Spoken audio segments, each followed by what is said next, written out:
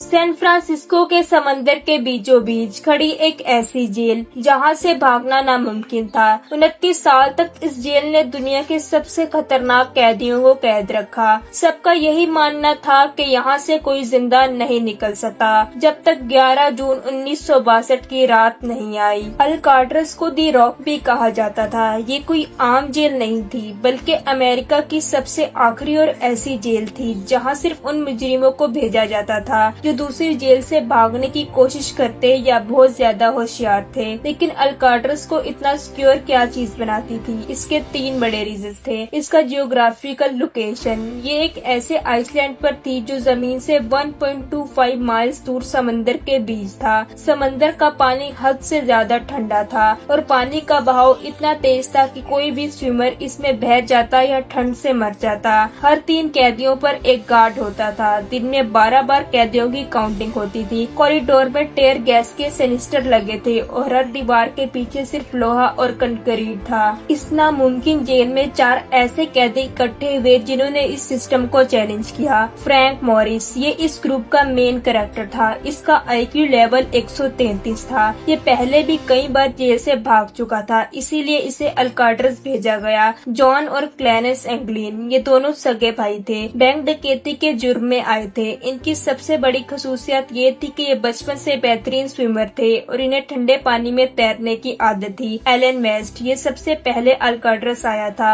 ये कार चोरी और डकैती के जुर्म में कैद था। इसके सेल सबसे अहम सेल था जहां से सारा प्लान शुरू हुआ था। ये 4 लोग जेल के अंदर एक दूसरे के आसपास के सेल्स में शिफ्ट हुए और यहीं से शुरू हुआ दुनिया का सबसे बेरहम और दिमाग घुमाने वाला मास्टर प्लान। इन चारों के सेल्स बिल्कुल आमने सामने और बराबर में थे। अल्काट्राज़ के हर सेल के नीचे एक 6.9 इंच का लोहे का वेंट लगा होता था जो हवा के लिए था। एलन वेस्ट को जेल की दीवार साफ करने का काम मिला था। सफाई के दौरान उसे पता चलता है कि इस वेंट के पीछे एक खाली कॉरिडोर है, द यूटिलिटी कॉरिडोर। ये कॉरिडोर सीधा जेल की छत तक जाता था। फ्रैंक मॉरिस ने दिमाग लगाया, अगर इस 6 इंच के वेंट को इतना बड़ा कर दिया जाए कि इसमें से एक इंसान गुजर सके तो बाकी का रास्ता साफ था। लेकिन लोहे और कंक्रीट को काटना कैसा था, ये सबसे बड़ा सवाल था। उनके पास कोई आरी या हथौड़ा नहीं था। उन्होंने जेल के मेस हॉल से खाने के चम्मच चुराए। उन स्पून के आगे के हिस्सों को उन्होंने कॉइन से घिसाकर एक तेज चाकू और ड्रिल की तरह बना लिया, लेकिन चम्मच से खोदने में सालों लग जाते। तभी फ्रैंक मॉरिस ने एक तरकीब निकाली। जेल में एक पुराना वैक्यूम क्लीनर खराब पड़ा था। मॉरिस ने गार्ड की आंख बचाकर उसकी मोटर निकाल ली। उस मोटर से उन्होंने एक मेकशिफ्ट इलेक्ट्रिकल ड्रिल मशीन बनाई। अब उनके पास पावर थी, लेकिन एक और बड़ी मुसीबत सामने आई, आवाज। अल्काट्राज़ में हर रोज शाम को 1 घंटा म्यूजिक आवर होता था जहां कैदियों को इंस्ट्रूमेंट बजाने की इजाजत थी। जब बाकी कैदी जोर शोर से म्यूजिक बजाते तो फ्रैंक मॉरिस और एंगलिन ब्रदर्स उस आवाज के पीछे अपनी ड्रिल मशीन और चम्मच चलाते थे ताकि गार्ड्स को खोदने की आवाज न आए। ये काम रोज थोड़ा थोड़ा कर 6 महीनों तक चलता रहा। जो कंक्रीट दीवार से टूट कर निकलता उसे वो अपनी जेबों में भरते और सुबह यार्ड में घूमते हुए जमीन पर गिरा देते। वेंट के आसपास की दीवार जब टूट जाती तो गार्ड से छुपाने के लिए वो टॉयलेट पेपर और प्लास्टर से नकली दीवार बनाते और अपने सेल जैसा रंग कर देते। गार्ड रोज सामने से गुजरते लेकिन उन्हें कभी भी शक नहीं होता। दीवार में सुराख तो हो चुका था, लेकिन एक और सबसे बड़ा मसला था। अल्काट्राज़ के गार्ड हर घंटे रात को कैदियों के सेल्स के सामने से गुजरते थे और उनके चेहरे चेक करते थे। अगर कोई कैदी बेड पर ना होता तो फौरन अलार्म बज जाते। इस मसले का जो हल फ्रैंक मॉरिस ने निकाला वो दुनिया की क्रिमिनल हिस्ट्री का सबसे बड़ा मास्टर प्लान था। उन्होंने टॉयलेट पेपर, जेल के साबुन और प्लास्टर ऑफ पेरिस को मिलाकर एक मिक्सचर बनाया जिससे उन्होंने 3 इंसानी नकली सर बनाए।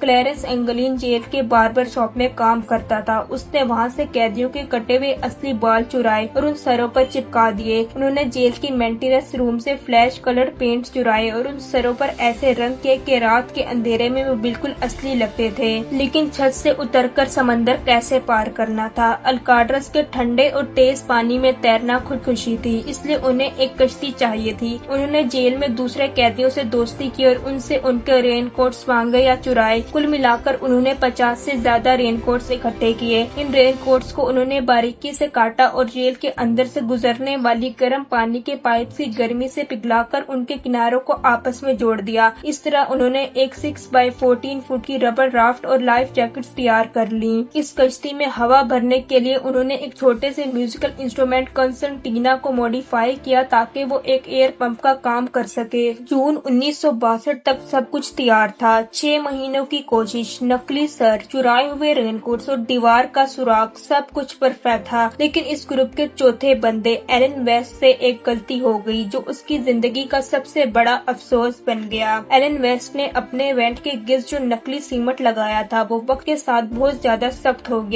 उसने बाकी तीनों को कहा कि वो आके उसकी मदद करे, लेकिन मॉरिस ने मना कर दिया क्योंकि उनके पास टाइम बहुत कम था। 11 जून 1962 की रात को जब भागने का वक्त आया तो एलन वेस्ट का बैंड अपनी जगह से हिला तक नहीं। वो अपने सेल में फंसा रह गया जबकि बाकी 3 कैदी अंधेरे में गायब होने के लिए निकल पड़े। रात ठीक 9:10 पर अल्काट्राज़ की लाइट्स बंद कर दी गयी। फ्रैंक मॉरिस, जॉन एंगलिन और क्लैरेंस एंगलिन ने जल्दी से अपने बनाए हुए नकली सर पिलो पर रखे, ब्लैंकेट ऊपर तक उड़ाए और अपने सेल के सुराखों से बाहर निकल गए। वो अपने सेल के पीछे लगे हुए यूटिलिटी कॉरिडोर तक पहुँचे। वहाँ से वो 30 फुट ऊपर लोहे के पाइप से पत्थरों की तरह चढ़ते हुए जेल की छत पर पहुँचे। छत पर एक गार्ड का वेंटिलेटर शाफ्ट था जिसे उन्होंने पहले ही ढीला किया हुआ था। वो चुपके से छत पर निकल आए। जेल की छत पर खड़े होकर उन्होंने सर्चलाइट और गार्ड से बचना था। वो किचन के स्मोक पाइप के सहारे 50 फुट नीचे जमीन पर उतरे। फिर उन्होंने 12 फुट ऊंची कांटेदार दीवार को बिना किसी आहट के पार किया। अब वो आइसलैंड के बिल्कुल किनारे पर थे। रात के 10 बजे के बाद उन्होंने उस पुराने म्यूजिकल इंस्ट्रूमेंट से अपनी रेनकोट वाली कश्ती में हवा भरी, कश्ती को पानी में उतारा, खुद उसमें बैठे और सैन फ्रांसिस्को बे के उस ठंडे और गहरे पानी में गायब हो गए। इसके बाद उन्हें दुनिया में कभी किसी ने जिंदा नहीं देखा।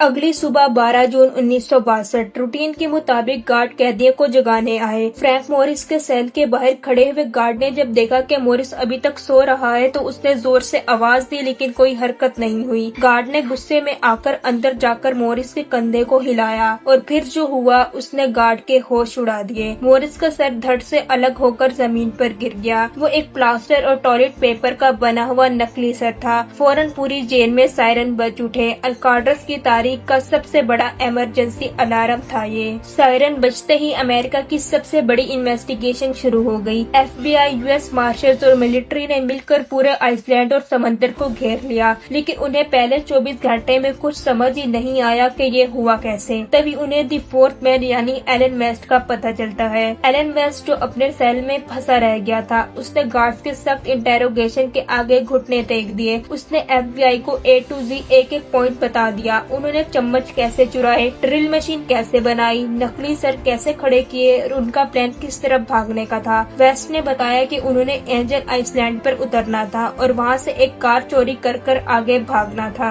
वेस्ट के बताए हुए रास्ते पर जब FBI ने ढूंढा तो उन्हें एंजल आइसलैंड के पास से रेनकोट के कुछ टुकड़े, एक मेकशिफ्ट लाइफ जैकेट और एक वॉलेट मिला जिसमें एंगलिन ब्रदर्स की फैमिली फोटोज थी। लेकिन पूरे समंदर को छानने के बाद भी किसी कोई लाश या जिंदा जिस्म नहीं मिला। 17 साल की लंबी इन्वेस्टिगेशन के बाद 1979 में FBI ने इस केस को ये कहकर बंद कर दिया कि तीनों कैदी समंदर के फ्रीजिंग पॉइंट और तेज बहाव की वजह से डूबकर मर चुके हैं। इस एस्केप के ठीक 1 साल बाद 1963 में अल्काट्राज़ जेल को हमेशा के लिए बंद कर दिया गया क्योंकि इसकी सिक्योरिटी पर खर्चा बहुत ज्यादा था और इसकी रेपुटेशन दुनिया के सामने आ चुकी थी। लेकिन क्या ये कहानी यहीं खत्म होती है? बिल्कुल नहीं। एंगलिन ब्रदर्स की फैमिली दावा करती है कि उन्हें ब्राजील से उन दोनों भाइयों के साइन किए हुए क्रिसमस कार्ड मिलते रहे। 1975 की एक फोटो भी सामने आई जिसे उनके एक बचपन के दोस्त ने ब्राजील में खींचा था, जो बिल्कुल जॉन और क्लैरेंस एंगलिन जैसे लग रहे थे। और सबसे बड़ा झटका 2013 में लगता है जब सैन फ्रांसिस्को पुलिस को एक लेटर मिलता है जिसमें लिखा था, मेरा नाम जॉन एंगलिन है, मैं 1962 में अल्काट्राज़ जेल से भाग निकला था। हाँ, हम तीनों जिंदा बच गए थे। फ्रैंक मॉरिस और एंगलिन ब्रदर्स ने दुनिया की सबसे सिक्योर जेल को हमेशा के लिए एक पहेली बना दिया। वो समंदर की लहरों में मर गए या दुनिया के किसी कोने में आज भी अपनी कामयाबी पे हंस रहे हैं। ये राज हमेशा के लिए दी रॉक के साथ दफन हो गए।